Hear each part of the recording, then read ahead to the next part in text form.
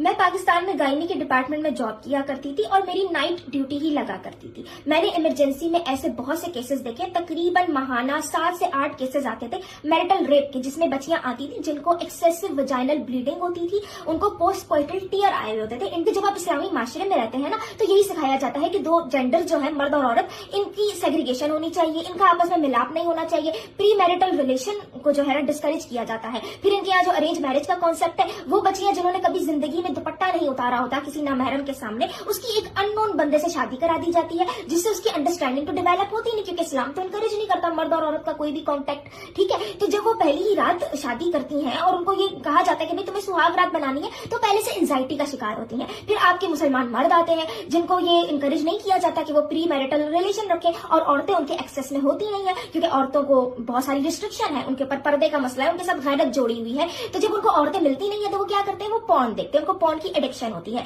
जब वो पॉर्न देख के मास्टरबेट करते हैं तो उनकी टाइमिंग्स खराब हो जाती हैं, उनको इनसिक्योरिटीज होती हैं और सेक्सुअल फ्रस्ट्रेशन अलग होती है। और इन्हीं इनसिक्योरिटीज के चक्कर में जब वो पहली रात सुहाग रात मनाने जाते हैं ना, तो वो वाइग्रा ले लेते हैं, वो ड्रग्स ले लेते हैं। फिर जब ये सारे ड्रग्स लेके वो उन औरतों पे चढ़ते हैं जो पहले से एंजाइटी का शिकार है, जिन्होंने जिंदगी में कभी किसी मर्द को हाथ भी नहीं लगाया। फिर खवातीन आती हैं, उसका भी जो होता है ना अंजाम, वो औरतों को भुगतना पड़ता है। उनको पोस्ट कोइटल टीयर होते हैं। मुझे याद है मैं जब उनकी परवजाइनली एग्जामिनेशन करती थी ना, तो 200 ml के इतने बड़े बड़े ब्लड क्लॉट निकलते थे, क्योंकि खून अंदर जम जाता था। बच्चियां कपकपा रही होती थी, बकायदा ट्रॉमा में होती थी, रो रही होती थी। मुझे तो एक बच्ची याद है, वो बकायदा मुझे कहती है कि भाई मेरे मियां ने ये जानबूझ के किया है, मैंने तो उसको मना किया था कि भाई मैं रेडी नहीं हूँ, पर वो नहीं रुका। मेरे साथ जो हेड नर्स खड़ी थी ना, जिसका मुझसे भी ज्यादा एक्सपीरियंस था मेडिसिन में, इस बच्ची को मना करती है कि नहीं बेटा ऐसी बात नहीं करते, वो आपका शौहर था, यानी कि वो आपका शौहर है तो अब इस्लामी तौर पर उसका हक बन गया कि वो आपका रेप कर सकता है, क्योंकि आपके पास तो कोई चॉइस ही नहीं कि आप उसको मना कर सको।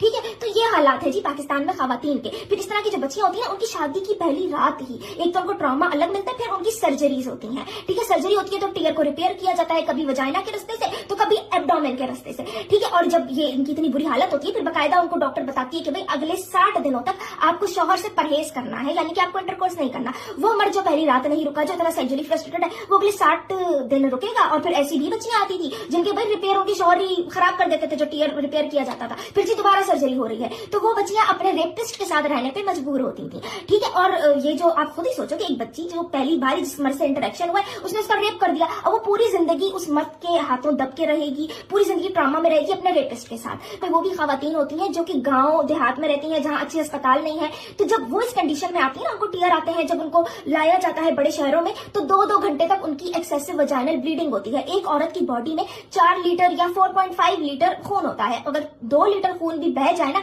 तो औरत की मौत हो जाती है। और ये जब खवातीन आती थी ना अस्पताल, तो ऐसी भी हालत में आती थी कि बिल्कुल कोलैप्स कर रही होती थी।